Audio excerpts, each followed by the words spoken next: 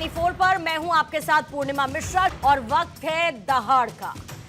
22 अप्रैल को जम्मू कश्मीर के पहलगाम में हुए आतंकी हमले के बाद से आज पूरा देश आतंक को जवाब देने की मांग कर रहा है और इस बार आतंक के इस रक्त बीज रूपी राक्षस को जड़ से खत्म करने की तैयारी की जा रही है। बीते 8 दिन से एक के बाद एक अलग अलग बैठकों का दौर जारी है और इन बैठकों के जरिए पाकिस्तान की सरपरस्ती में चल रहे आतंकवाद को जड़ से खत्म करने की रणनीति तैयार की जा रही है। भारत की राजधानी दिल्ली में कूटनीतिक रणनीति का खाका खींचा जा रहा है तो सरहद पर सेना को प्रधानमंत्री नरेंद्र मोदी पहले ही फ्री हैंड दे चुके हैं, यानी कि इस बार आतंकवाद का जड़ से खात्मा तय है। और दूसरी तरफ भारत की इस तैयारी के बाद से आतंक के पालनहार, उनके पनाहगार पाकिस्तान की नींद उड़ी है। इधर सेना को फ्री हैंड मिला तो सरहद पार आतंकिस्तान में खलबली मच गई है। पाकिस्तानी सेना ने इंटरनेशनल बॉर्डर पर कई पोस्ट को खाली कर दिया है।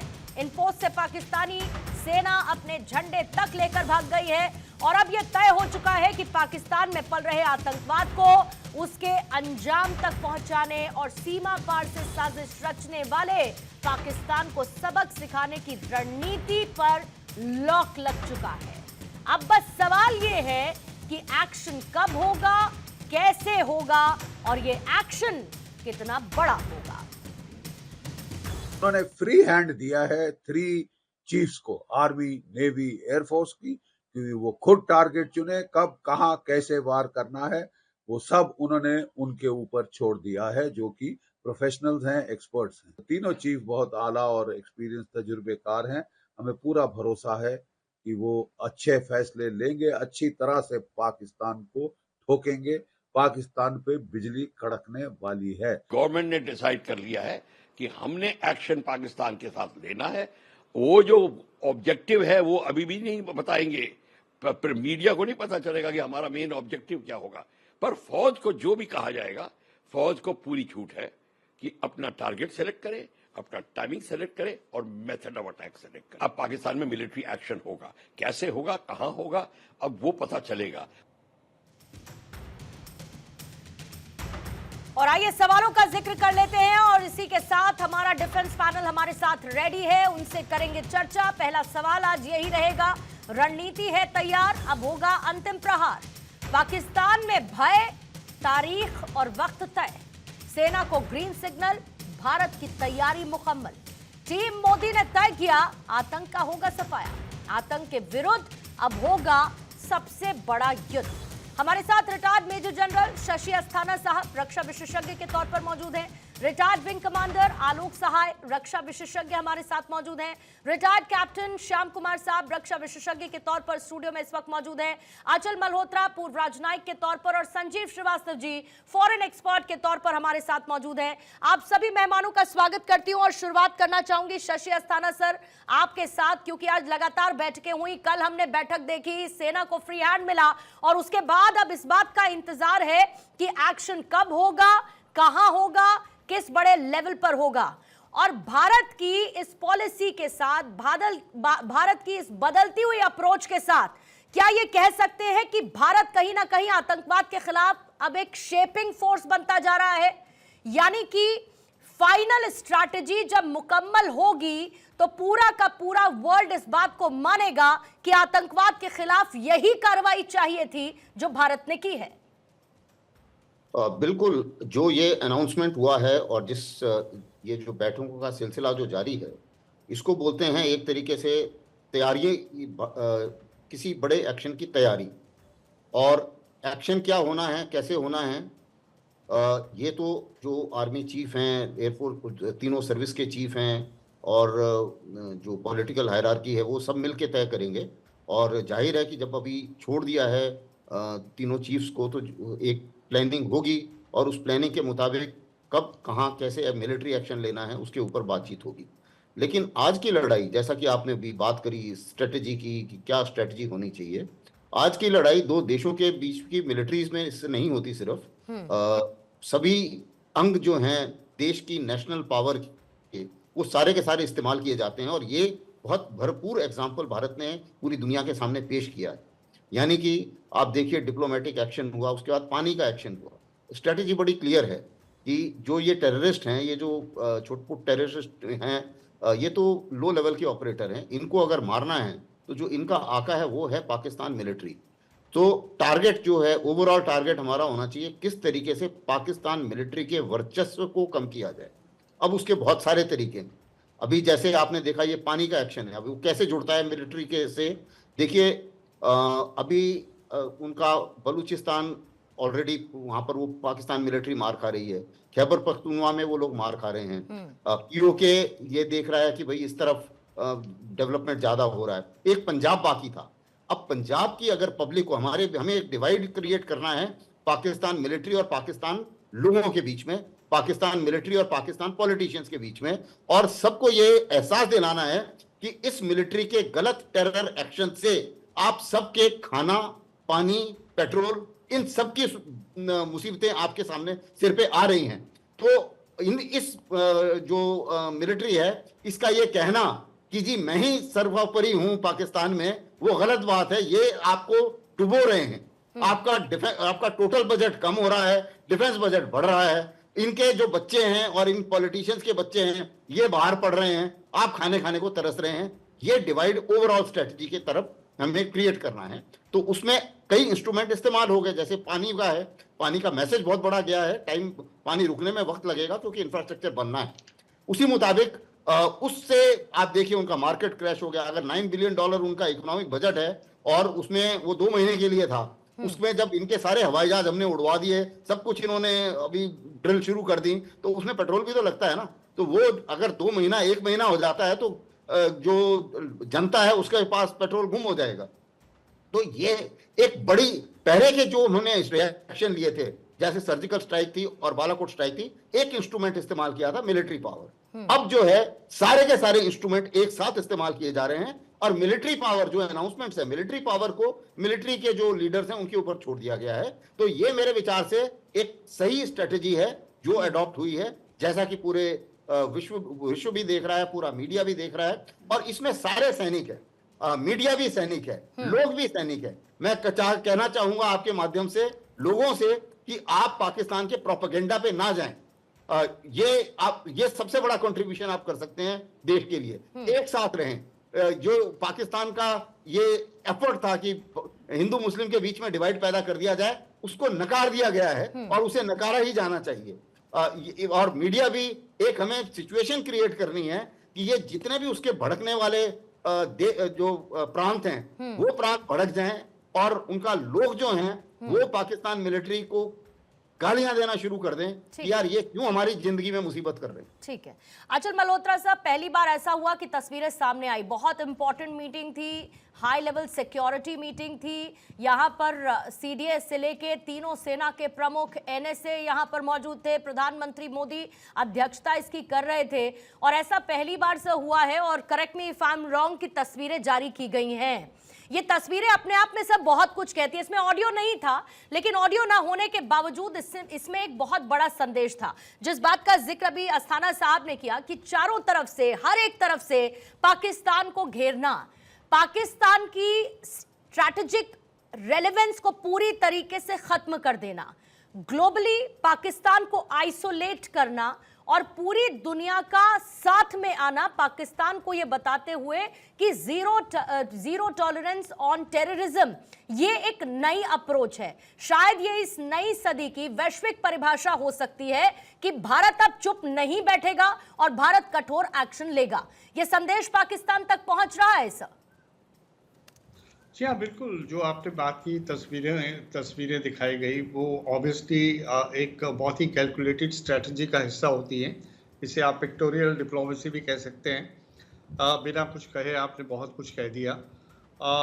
सामने वाले को ये मालूम पड़ना चाहिए कि हम इतने बड़ा कांड होने के बाद बस खाली 2-4 डिप्लोमेटिक ऑफेंसिव करने के बाद हम चुप करके बैठ नहीं गए, बल्कि एक पूरी सोच समझ के साथ हम कोई नीजर रिएक्शन नहीं देना चाहते। जहाँ तक डिप्लोमेटिक स्ट्राइक का सवाल है, वो तो हमने तुरंत लिया और उसके लिए लॉन्ग टर्म रिपरकशंस भी होंगे, एटलीस्ट जो इंडस वाटर ट्रीटी को लेके हैं। लेकिन जो मिलिट्री एक्शन होता है, इसमें इस तरह के हालात पे नीजर रिएक्शन नहीं किया जा सकता। ये बहुत ही, सरकार जो है, कोई भी सुलझी हुई सरकार इसमें कॉस्ट बेनिफिट एनालिसिस करती है, फिर सोचती है कि कहाँ स्ट्राइक करना ज़्यादा ठीक रहेगा, कि जिससे कोलैटरल डैमेज भी कम हो, उसके अलावा उसका जो फॉल आउट है वो भी अपने देश में कम से कम हो। इस समय जो स्ट्रैटेजी जो मुझे समझ में आ रही है वो 3-4 किस्म से चल रही है। एक तो हमने डिप्लोमेटिक वॉरफेयर किया, जो हमने अपना मैसेजिंग करी, हमने वीज़ा पे वो लगाया, उसके बाद डाउन साइज किया मिशंस को, और इस तरह के हमने स्टेप्स उठाए। उसके अलावा हमने इकोनॉमिक वॉरफेयर करी, वाटर वॉर जो सबसे इम्पोर्टेंट है, if it is implemented, Pakistan का बिल्कुल जो कह सकते हैं कि economy, agriculture, industry, power generation, बहुत बड़ा इसके ऊपर सेटबैक होने वाला है अगर it is if and when it is implemented. हमने उस पर एक केविएट रखा है कि हम उस समय तक अबेंस में रख रहे हैं जब तक पाकिस्तान सुधर नहीं जाता और अपने यहाँ से क्रेडिबल एविडेंस नहीं देता कि उसने टेररिज्म को टारगेट किया है। ये पहले भी हमारी शर्त थी, talks and terror can not go together, और हम तभी बात करेंगे जब हमें क्रेडिबल एविडेंस आएगा उनकी तरफ से। ये तो हुई दो बात। मिलिट्री एक्शन जो है ये, इसको हम पब्लिकली डिस्कस नहीं कर सकते। इस पे कोवर्ट ऑपरेशन भी हो सकते हैं, इसमें ओवर्ट ऑपरेशन भी हो सकते हैं।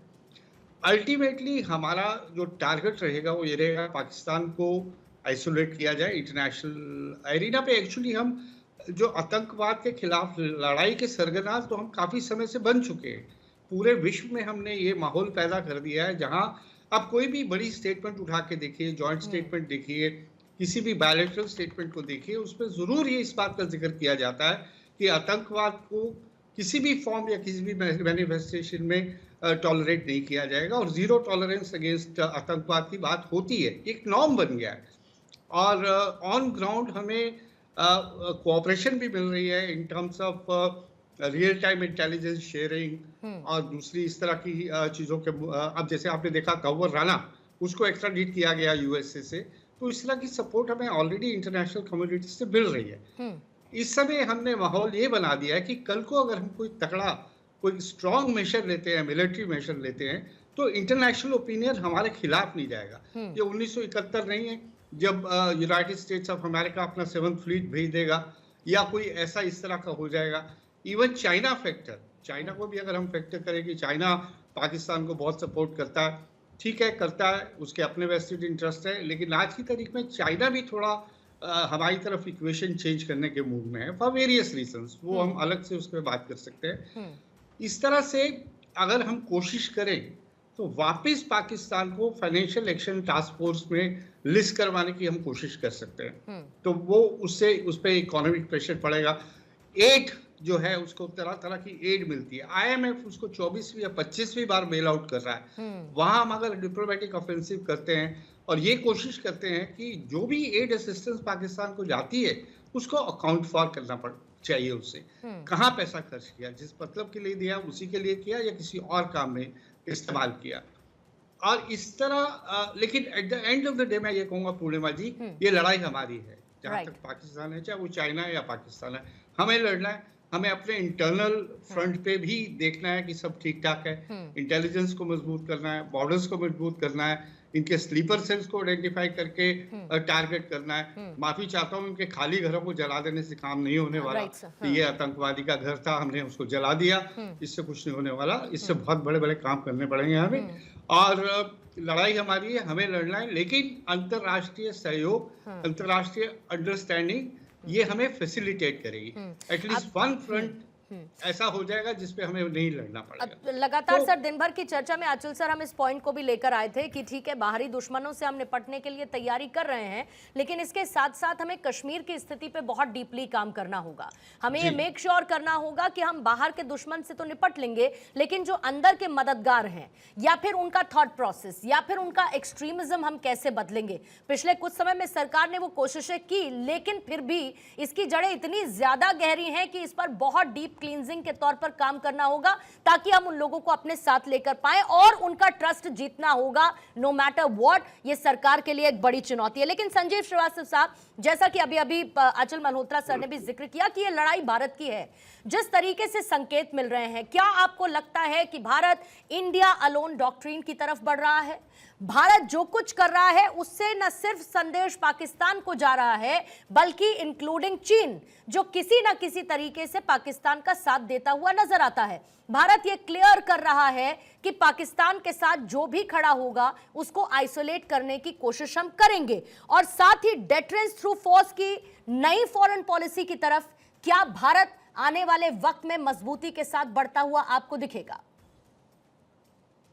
पूर्णिमा जी, निसंदेह मेरा ऐसा स्पष्ट रूप से मानना है कि भारत ये जो लड़ाई लड़ रहा है, न सिर्फ अपने राष्ट्रीय हितों की, अपने राष्ट्र की रक्षा की लड़ाई आतंकवाद से के विरुद्ध लड़ रहा है, बल्कि ये पूरे वैश्विक हितों की भी लड़ाई लड़ रहा है।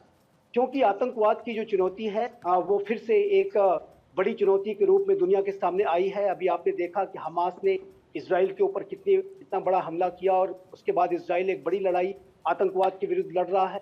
और उसी तरीके से ये जो आतंकी हैं, समय समय पर जहां कहीं भी उन्हें अवसर मिलता है ये एक्टिव होते हैं।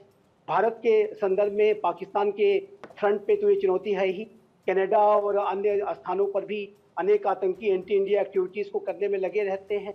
जो एक खालिस्तान का जो डेड इश्यू है उसको रिवाइव करने की साजिशें रची जाती हैं। तो ऐसे में जो भारत की जो आतंकवाद के संदर्भ में चुनौती है वो बहुत बड़ी है, वैश्विक है।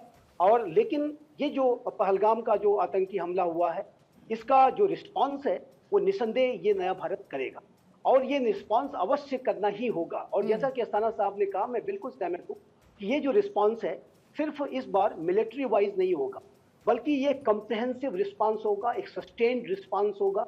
और इस रिस्पॉन्स को हमने अगले ही दिन एक डिप्लोमेटिक स्ट्राइक, एक इकोनॉमिक स्ट्राइक को करके किया, जिसमें कि सिंधु जल समझौते को स्थगित किया। और उसके परिणाम को आप देखते हैं पूर्णिमा जी कि वहां पर पाकिस्तान में एक चोलिस्तान वाटर कैनाल प्रोजेक्ट वहां पर चलाया जा रहा था, और जिसको कि पाकिस्तान ने अभी स्थगित कर दिया है। और उस चोलिस्तान वाटर कैनाल प्रोजेक्ट में जो पानी जाना था वो इंडस जो नदी है, सिंधु नदी, उससे 5 कैनाल्स को पानी जाना था, और एक जो कैनाल है उसमें सतलज का पानी जाना था। हालांकि इसको लेकर के सिंध और पंजाब प्रोविंसेस के बीच में आपस में टकराव था, लेकिन जब से भारत ने ये घोषणा की कि ये सिंधु जल समझौता स्थगित कर दिया गया है, तब से पाकिस्तान के हुक्मरानों के अंदर ये भय व्याप्त हो गया कि अब इसको बनाने का क्या फायदा, जब आंतरिक रूप से भी विरोध हो रहा है और बाहर से जहां से पानी आना है वहां पे स्थगन हो गया है, तो ऐसे में पैसा इन्वेस्ट करने का क्या फायदा। तो इसका जो इम्पैक्ट है, जो इसकी आतंकवाद के कृत्य की जो कॉस्ट है, वो पाकिस्तान को पता चलने लगी है, और भारत इसी कॉस्ट को इम्पोज करेगा। भारत इस पाकिस्तान के आतंकी कृत्य की कॉस्ट को उसे बताएगा कि इसकी क्या कीमत आपको चुकानी होगी। और ये पाकिस्तान ने जो रेड लाइन क्रॉस की है पहलगाम में, ये अनएक्सेप्टेबल है। ये जिस तरीके की सोच इसमें दर्शाई गई, भारत में हिंदू मुस्लिम कम्युनिटीज के बीच में टकराव को बढ़ाने की सोच दिखाई गई। और हमास के पैटर्न पे और हमास का जो मोडस ऑपरेंडी इसमें पूरी तरह से दिखता है कि जैसा कि 7 अक्टूबर 2023 को हमास ने इजराइल के ऊपर एक बड़े पैमाने का हमला किया था, ये उसी तरीके की सोच है कि जिसमें कि हमास ही चाहता था कि ज्यूज और मुस्लिम आपस में लड़ जाएं, नॉर्मलाइजेशन रुक जाए। उसी तरीके से जनरल मुनीर, जो कि मुल्ला मुनीर की तरह से अपने विचारों को उन्होंने व्यक्त किया था 3-4 दिन पहले इस घटना के, और जो आतंकियों ने जो घटना अंजाम दी है वो पूरा इम्प्रिंट जनरल मुनीर का ही दिखाई देता है कि उन्होंने ये कोशिश की कि भारत में हिंदू मुस्लिम समुदाय के बीच में एक टकराव शुरू हो जाए, एक क्लैश शुरू हो जाए, एक सांप्रदायिक सौहार्द का माहौल बिगड़े। तो ये जो सांप्रदायिक सोच, एक नफरत वाली जो सोच, एक क्लैश ऑफ सिविलाइजेशंस को कराने की जो एक शैतानी विचारधारा है, उसकी जो इम्प्रिंट दिखाई दी, इसका जवाब उन्हें मिलना चाहिए। यही जो सोच है, ये जो 2 नेशन पॉलिसी की बात, जो पहले जिन्ना फिर उसके बाद मुनीर जैसे लोग अब करते हैं, ये शायद पाकिस्तान जानते हुए भी इग्नोर करता है कि उसकी यही सोच, उसका यही एक्सट्रीमिज्म, यही उसका धर्म आधारित मॉडल कहीं ना कहीं पाकिस्तान को लेकर डूब रहा है। यही वजह है कि पाकिस्तान के अंदर चाहे खैबर पख्तूनख्वा या फिर बलोचिस्तान जैसे इलाके हों या बाकी इलाके, वहां पर विद्रोह के सुर हैं। आपके पास आते हुए श्याम कुमार सर, क्योंकि मैंने बोला कि सबसे इंपॉर्टेंट सवाल आज की डेट में यही है कि एक्शन कब होगा, कैसे होगा और कितना बड़ा होगा। और हाइपोथेटिकली स्पीकिंग, एक्शन अगर ये मिलिट्री होता है और दुनिया चुप रहती है तो ये वैश्विक सहमति है कि India will act, world will सी।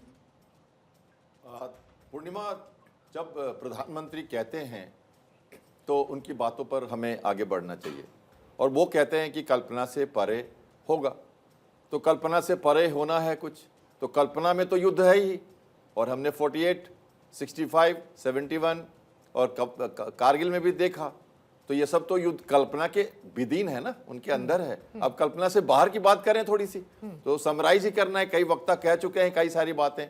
देखिए, हम तो अब identify, trace and punish the terrorist and enablers, हम तो उसकी बात कर रहे हैं। ये डायरेक्टिव्स आई है ना ऊपर से, ये तो आई है मधुबनी की भूमि से, तो इसको क्यों नहीं हम याद करते हैं कि कहां स्ट्राइक कैसे, सारी बातें तो निहित हैं।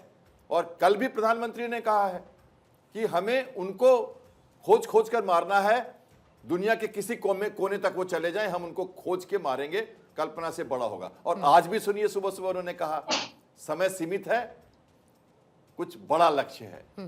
तो ये सारी बातें क्या कहती हैं कि आपको वहां पर अटैक करना है जिसमें कोलेटरल डैमेज ना हो। उन्होंने ये भी कहा है कि पाकिस्तान की आवाम और उनके लोगों से हमें कोई दुश्मनी नहीं है, हमें उनसे दुश्मनी है और उनको सदा के लिए खत्म कर देना है, स्कॉच अर्थ कर देना है, स्ट्रक्चर ही खत्म कर देना है अंदर का, उनकी मतलब मनोबल तोड़ के इकोनॉमिकली और पूरे विश्व के परिप्रेक्ष्य में सैंक्शन लगे, विश्व का उनके ऊपर दबाव लगे।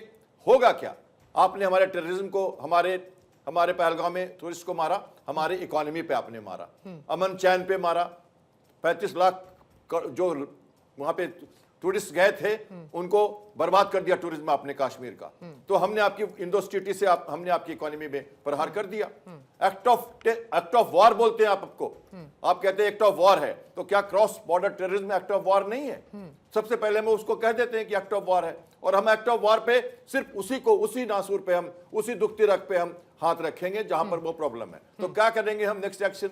हम आपकी चुन चुन कर लोगों को मारेंगे, हम ऐसा एक्शन करेंगे जहां आपको सबसे ज्यादा दर्द हो और आप कोई कुछ कह भी नहीं। और जयशंकर जी सभी जगह बात कर रहे हैं, प्रेशर बना रहे हैं, अपने परिप्रेक्ष्य में बातें रख रहे हैं, और साथ साथ इतनी सारी बैठकों का दौर, कैलिब्रेटेड मेजर रिस्पांस के पीछे कई घटनाएं होती हैं, उन सबों को लगातार बैठकों में बातचीत करके तय किया जा रहा है। सभी जगह से बात हो रही है, चाहे वो जल विभाग हो, चाहे वो सरफेस ट्रांसपोर्ट मिनिस्ट्री हो, चाहे वो रेलवे मंत्री हो, आप देखिए सबसे बातें हो रही हैं। सीसीपीए कमांड अथॉरिटी हमारी सबसे बड़ी, वहां के फैसले भी, और इतना बड़ा विश्वास के साथ आप देखिए कि वो जो मैच्योर डेमोक्रेटिक की जो पॉलिटिकल बातें हैं, जनगणना, ये सब वो सब भी चल रहा है। क्या मजेदार बात है। नहीं रुक रहा है सर, काम नहीं रुक रहा है, ये बताया जा रहा है, हम सब काम कर रहे हैं साथ में, और हम पाकिस्तान को लेकर भी आगे बढ़ रहे हैं। जल्दी से एक बार आलोक साय साहब आपके पास आना चाहूंगी, क्योंकि भारत सरकार की जो पॉलिसी हमेशा से सर डिफेंसिव रही है, लेकिन प्रीएम्प्टिव स्ट्राइक ये जरूरी है। मुझे लगता है कि समय की मांग और जरूरत और पाकिस्तान जैसे रोग नेशन को लेकर ये एक्शन बहुत जरूरी है, ताकि आप एक ग्लोबल मैसेज भी दे सकें। और ये इसीलिए मुफीद समय भी है क्योंकि टेररिज्म के नाम पर जो पाकिस्तान आज तक करता आया है, उसको लेकर एक कवर अप उसने हमेशा रखा, झूठ बोला, डाइवर्ट करने की तमाम कोशिशें की, लेकिन इस बार तो पाकिस्तान क्लियरली एक्सपोज्ड है। और इसीलिए प्रीएम्प्टिव स्ट्राइक की तरफ बढ़ना और ऐसे मेजर्स लेना भारत के लिए जरूरी भी है, ताकि ऐसा कुछ आगे पाकिस्तान करने की सोचे भी ना। जी पूर्णिमा जी, बिल्कुल सही कहा आपने। मैं आपको बताऊंगा कि पाकिस्तान का ये डॉक्ट्रिन रहा है भारत के प्रति। वो जानता है कि कन्वेंशनल वार में हम भारत से नहीं जीत पाएंगे। भारत की सेना 14.5 लाख है, पाकिस्तान के पास जो स्टैंडिंग आर्मी है वो 6.5 लाख है। 8 लाख अगर रिजर्विस्ट हम जोड़ दे तो हमारे पास 35 लाख है। उनके पास रिजर्विस्ट जोड़ करके 11.5 लाख है। हमारे पास 4200 से 4600 टैंक्स है, उनके पास 2600 से 3000 है। हमारे पास 2200 जहाज है एयरफोर्स के पास, उनके पास 1400 है। तो वो जानते हैं, इसी तरह से नेवी में भी कोई तुलना नहीं है। तो इसीलिए पाकिस्तान का ये डॉक्ट्रिन रहा है कि इंडिया के साथ कन्वेंशनल वार मत लड़ो and inflict cut India where it bleeds, bleed India through the 1000 cuts. ये जो प्रिंसिपल है ना, ये टेररिज्म को बढ़ा के भारत को घाव पहुंचाओ, यहाँ पर भेजो और इनको परेशान करो, इनको मारो, ये उसकी नीति रही है, जिसको अब हमने पहचाना है और हमको पहचान करके अब हमें अपनी नीति में बदलाव करना पड़ेगा। क्योंकि अगर हम सिर्फ टेररिस्ट को मारने तक अपनी एक्टिविटी को सीमित रखेंगे तो उससे पाकिस्तान के राजनेताओं और उनके जनरल्स पर और आईएसआई पर कोई प्रभाव नहीं पड़ेगा। वो तो अपना रोल प्ले करते रहेंगे, वो और टेररिस्ट को बढ़ावा देते रहेंगे, उनको फंडिंग देते रहेंगे, उनको इक्विप करते रहेंगे और कंट्रोल करके इंडिया पर अटैक लॉन्च करते रहेंगे, जब तक कि हम अपना डॉक्ट्रिन बदल करके ये ना अख्तियार करें कि उनका कोई भी टेररिस्ट अगर हमारे ऊपर आक्रमण करेगा तो हम पाकिस्तान की सेना और आईएसआई के ऊपर आक्रमण करेंगे, जो उनका मेन प्लेयर है। और हम क्यों आज पाकिस्तान को दर्द हो रहा है, क्यों आज वो चीख रहा है, चिल्ला रहा है कि भारत आक्रमण करने वाला है, भारत आक्रमण करने वाला है? क्योंकि वो कन्वेंशनल वार नहीं चाहता है, वो घबराता है, वो जानता है कि बुरी तरह मारा जाएगा, इसीलिए वो कभी न्यूक्लियर वेपन की धमकी देता है कि मेरे पास न्यूक्लियर वेपन है। हमको इन धमकियों में नहीं आना है, भारत अब नहीं आने वाला है। भारत अब आपको मारेगा जब जब तुम आक्रमण का टेररिस्ट एक्टिविटी करोगे हमारे यहाँ, जब जब हमें चोट पहुंचाओगे हम भीतर घुसकर तुमको मारेंगे। ये डॉक्ट्रिन अब हमने अपनाई है और ये बहुत ही सफल होने वाला है भविष्य में। जी हाँ, ठीक है सर। अस्थाना साहब, आप अपनी तरफ से कुछ जोड़ना चाहें तो please feel free sir, but at the same time आपको लगता है कि अभी इस हमले के बाद खास तौर पर हमने ये देखा कि पाकिस्तान की जिससे यारी रही है वो देश भी पाकिस्तान से कहीं ना कहीं दूर है, और पिछले कुछ समय में भारत की फॉरेन पॉलिसी और प्रधानमंत्री की लीडरशिप के अंडर न सिर्फ हमारे मिडिल ईस्ट के इतने मजबूत दोस्त बने हैं जो शायद पाकिस्तान को लगता था उनके साथ खड़े हैं, रूस के साथ हमारी दोस्ती कितनी ज्यादा मजबूत हमेशा से रही है, फिर साथ ही आप इजराइल आ जाइए उसके साथ हमारी दोस्ती, फिर इधर आप चीन की तरफ आ जाइए, चीन के साथ भी हमारे संबंधों में थोड़ी सी बेहतरी कहीं ना कहीं देखने को मिली है। वो चीन जो हमेशा पाकिस्तान के साथ खड़ा हुआ नजर आता था। ये ग्लोबल आइसोलेशन भी क्या पाकिस्तान को अंदर ही अंदर कमजोर कर रहा है, और वो मदद मांगने के लिए 10 जगह फोन घुमा रहा है सर कि साथ दे दीजिए, यूएन में अपील करिए कि थोड़ा सा रिस्ट्रेन बरते भारत और ऐसी कोई कार्रवाई ना करे? बिल्कुल, पाकिस्तान अपनी तरफ से पूरी कोशिश कर रहा है, लेकिन अभी जहाँ तक अरब कंट्रीज का सवाल है वहाँ से पहले बहुत मदद आती थी, अब वो मदद पाकिस्तान उम्मीद नहीं कर सकता।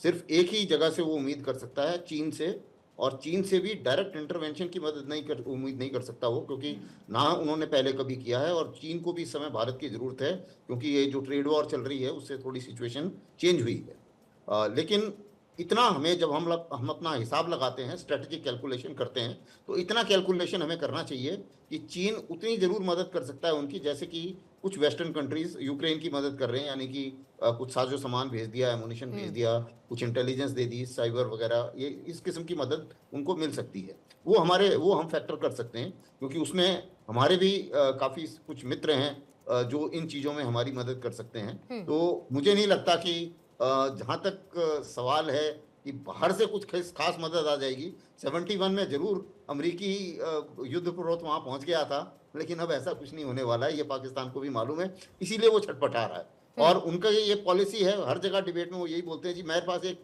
न्यूक्लियर हथियार है। अरे न्यूक्लियर हथियार तुम्हारे पास है, वो सही है, लेकिन हमने पिछले 5-6 सालों में अपने न्यूक्लियर हथियारों की न सिर्फ तादाद बढ़ाई है, बल्कि ट्रायड, यानी कि 3 तरीके से उसको इस्तेमाल करने की क्षमता भी बढ़ाई है।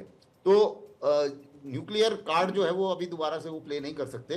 कन्वेंशनल वॉर के बारे में उनको सबको मालूम है। जहाँ तक कोवर्ट ऑप्शन का जरूर उन्होंने को पैनलिस्ट ने हमारे मेंशन किया था, जाहिर है कि उसके ऊपर भी एक्शन हो रहे होंगे, जो हमें इस समय पता नहीं चल रहा है, लेकिन कई चीज़ें हो रही हैं। अभी बलूचिस्तान में 10 मिलिट्री वाले मारे गए, अब किसने मारा हमें नहीं पता, लेकिन मारे गए, और उसी मुताबिक और भी जगह कई एक्शंस हो रहे हैं। तो जाहिर है कि हर अंग, चाहे वो इंटेलिजेंस एजेंसीज हैं, वो भी काम कर रहा होगा, और सारे के सारे मिलके एक सिनर्जाइज्ड तरीके से जवाब दे रहे हैं। आंचल मल्होत्रा सर, सबसे बड़ी बात यह है कि पाकिस्तान किसी से कुछ सीखने को तैयार नहीं है। पाकिस्तान अपना एक इस्लामिक एक्सट्रीमिज्म को लेकर चलता है, उस सोच के साथ आगे बढ़ता है, लेकिन उसने शायद उन देशों को देखने की जरूरत ही नहीं समझी जो इस्लामिक होने के बावजूद प्रगति के पथ पर आगे बढ़ रहे हैं। वो तो आतंकवाद का सहारा नहीं ले रहे, वो तो अपनी जनता के बीच में एक ऐसे भाव को और ज्यादा मजबूत नहीं कर रहे जहां पर उन्हें ऐसा लगने लगे कि हम पर भारत के अंदर जुल्म होता है, या मुस्लिमों को लेकर जिस तरीके का भाव है पाकिस्तान के अंदर, भारत के अंदर, उसको लेकर उन्होंने किसी तरीके का कोई इशू क्रिएट करने की कोशिश की हो। वजह क्या है पाकिस्तान का इस तरीके का थॉट प्रोसेस रखने की सर? क्यों पाकिस्तान बेहतर बनना ही नहीं चाहता है? देखिए, पाकिस्तान में जब तक वहाँ की डीप स्टेट मिलिट्री और आईएसआई मजबूत रहेगी और सिर्फ अपने और अपने वेस्टेड इंटरेस्ट में काम करती रहेगी, पाकिस्तान का कुछ नहीं होने वाला है। पाकिस्तान की जनता इस बात को बड़े अच्छे तरीके से जानती और महसूस करती है कि उनकी आर्मी ही है, जो उनकी आईएसआई है, जो देश को चला रही है, खासतौर से इंडिया पॉलिसी को लेकर। उनकी आर्मी शायद दुनिया की पहली और आखिरी आर्मी होगी जिसके ऑफिसर्स पूरी तरह से पाकिस्तान के हर बिजनेस में जिनका जो शरीक है। पाकिस्तान की आर्मी यानी पाकिस्तान की इंडस्ट्री सिनोनिमस है। जो उनके डिफेंस मिनिस्टर ने कन्फेस किया कि वो सालों साल से अमेरिकन और वेस्टर्न कंट्रीज के लिए आतंकवाद को ट्रेन कर रहे थे, उसके पीछे भी भावना क्या थी? उसके पीछे भावना थी American dollars. Billions of American dollars इन्हें मिले, जिसमें से कितने वॉर ऑन टेररिज्म पे खर्च हुए, कितने इनके अपने लंदन में घर बनाने में खर्च हुए, या कितने इन्होंने अपनी एसेट्स क्रिएट करी, उसकी तो कोई अकाउंटेबिलिटी नहीं है। तो जब तक ये मजबूत है, और ये मजबूत तब तक रहेगी जब तक इनके आवाम में एक अंदर से एक रिवोल्ट करने का माहौल नहीं बनेगा। अनफॉर्चुनेटली आज की तारीख में पाकिस्तान का आम आदमी ऐसे लग रहा है कि उसे आदत पड़ गई है, हर हाल में रहने की आदत पड़ गई है। और of course side by side Islamic fundamentalist forces भी हैं जो पाकिस्तान की आर्मी के अपने वेस्टेड इंटरेस्ट को सप्लीमेंट करती है, जो उनका जो अपना एजेंडा है भारत को लेके, उसको इम्प्लीमेंट करने में वो काफ़ी उनकी मदद कर रही है। तो ये बहुत सारे फैक्टर्स हैं। अब हमें अपनी स्ट्रैटेजीज बना के ये देखना कि किस तरीके से हम पाकिस्तान को हर लिहाज से कमज़ोर कर सके, इतना कमज़ोर कर दें कि वो अपने ही दम पे खुद ही गिर जाए। और अनफॉर्चुनेटली, जैसे मैंने पहले भी किया, लड़ाई हमारी है। आज की तारीख में भी हमारे नजदीक से नजदीक दोस्त, including the United states of America, उनके कुछ वेस्टेड इंटरेस्ट हैं पाकिस्तान में। वो अभी भी वो चाहते हैं कि बलूचिस्तान में उन्हें बेस मिले ताकि वो अफगानिस्तान, ईरान और दूसरे इलाकों पे नजर रख सके। And how can one forget the support, बहुत सी country, the support from US to Taliban? Taliban को अमेरिका का जो सपोर्ट मिला, उसको कैसे भूला जा सकता है फिर? जी, वो भी तो लास्ट पॉइंट ये है कि बहुत सारी कंट्रीज अभी भी हैं अनफॉर्चुनेटली जो नहीं चाहती कि पाकिस्तान एक फेल्ड स्टेट हो, क्योंकि उनकी असेसमेंट में ये न्यूक्लियर पावर स्टेट है, और अगर गलती से न्यूक्लियर आर्म्स किसी आतंकवादी या गलत फोर्सेस के हाथ में, नॉन स्टेट एक्टर्स के हाथ में चले गए तो वर्ल्ड सिक्योरिटी के लिए खतरा होगा। वो नहीं चाहती कि ये फेल्ड स्टेट हो, इसीलिए तो 25वीं बार या 24वीं बार IMF का बेल आउट आ रहा है। ठीक है सर, सब कुछ देखते हुए। तो कॉम्प्लिकेटेड है सिचुएशन, इतनी आसान नहीं है। ठीक है sir, but we will deal with it. ठीक है सर, मेरे पास थोड़ा सा, क्योंकि अब समय थोड़ा सा कम है, इसीलिए छोटे छोटे से जवाब एक्सपेक्ट करूंगी मैं। और संजीव श्रीवास्तव जी आपके पास आती हूँ, फिर उसके बाद श्याम कुमार सर आपके पास भी, और साय साहब फिर आपके पास आऊंगी। सबसे बड़ी बात यह है श्याम कुमार सर, सॉरी शशि अस्थाना जी के बाद मैं जल्दी से आपके पास आना चाहूंगी। संजीव जी, सॉरी सर, संजीव जी, अभी जो बात अभी अचल सर कह रहे थे, हमने इससे पहले जब हमले किए, हमने आतंकियों का खात्मा किया, हमने POK पर अटैक किया, हमारी सर्जिकल स्ट्राइक रही, हमने बालाकोट किया, हमने आतंकियों को। लेकिन अब जब हर तरफ से आवाज उठने लगी है कि भाई जड़ से आप खत्म कर दो ना, सीधे आप वहां पर अटैक करो जहां से ये सब कुछ ऑपरेट होता है, यानी कि ISI और सेना। और वैसे भी वहां की जनता तो ISI और सरकार के बीच में पिसती रही है हमेशा से। अगर सरकार पर सेना अपना राज चलाती है और सरकार चाहती है किसी तरीके से उसकी कुर्सी बची रहे, तो जनता भी तो चाहेगी कि भाई कहीं ना कहीं से तो हम लोग एक सेफ जोन में जाएं।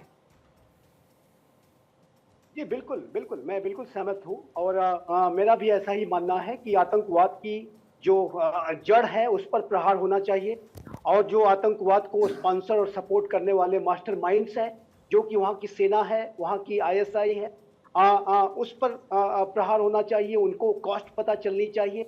और जैसा कि मल्होत्रा साहब ने कहा, मैं बिल्कुल भी सहमत हूँ इससे।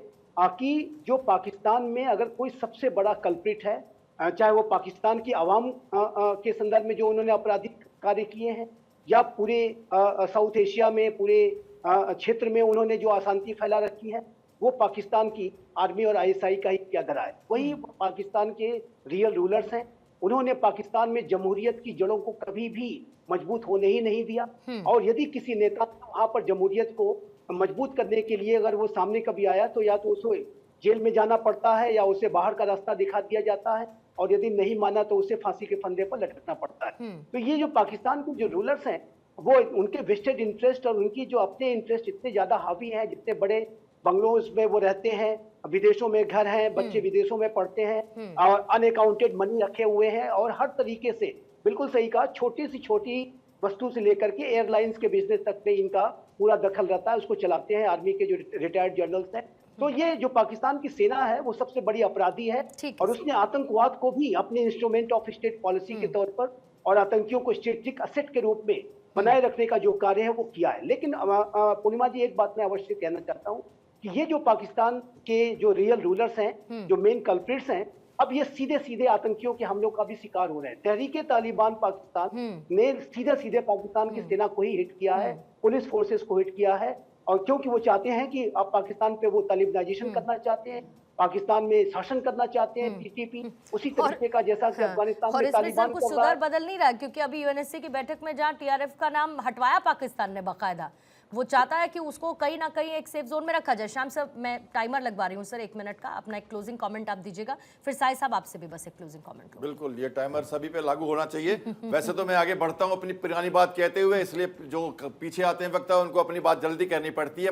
मैंने कहा था कि आपके पास 140 करोड़ है और हमारे पास अब मॉडल्स क्या है आइडेंटिफाई, ट्रेस एंड डिस्ट्रॉय करने के लिए। ये है कि देखिए, अमेरिका ने हॉट परस्यूट करके उसामा बिन लादेन को निकाल दिया, और मोसाद को जब दिक्कत हुई 7 अक्टूबर को तो उन्होंने अपना काम शुरू कर दिया। लेकिन देखिए, अमेरिका के पास बल है, उनके पास पावर था, और कोई उसके अगेंस्ट बोलता नहीं, इकोनॉमी में भी, मिलिट्री ने भी। और इजराइल के पास कंस्क्रिप्शन है, एसेंशियल मिलिट्री सर्विस, तो हर बच्चा लड़ने के लिए तैयार, इसलिए छोटा कंट्री भी होकर इतनी बड़ी मार करता है। भारत के पास क्या है? भारत के पास भी मिलिट्री है, इकोनॉमी पावर है, अमेरिका जैसा बन गया है करीब करीब, और हमारे पास कंस्क्रिप्शन तो नहीं है, एसेंशियल मिलिट्री सर्विस तो नहीं है। मगर अगर 40 करोड़ निकाल भी दें बूढ़े और बच्चों को, तो 100 करोड़ के main, abled main and women हैं, उनका मनोबल आज एकदम साथ है। तो इतनी बड़ी मिलिट्री के साथ तो पाकिस्तान बिल्कुल घबरा गया है, इसलिए प्रॉब्लम है। तो अब हमें बहुत छोटी सी लड़ाई लड़नी है, आइडेंटिफाई करके खत्म कर देना है मामला। और जब सोच लिया सर, बस जब सोच लिया है तो फिर तो आगे बढ़ने में कोई समस्या नहीं, जब मन मजबूत कर लिया है। साई साहब,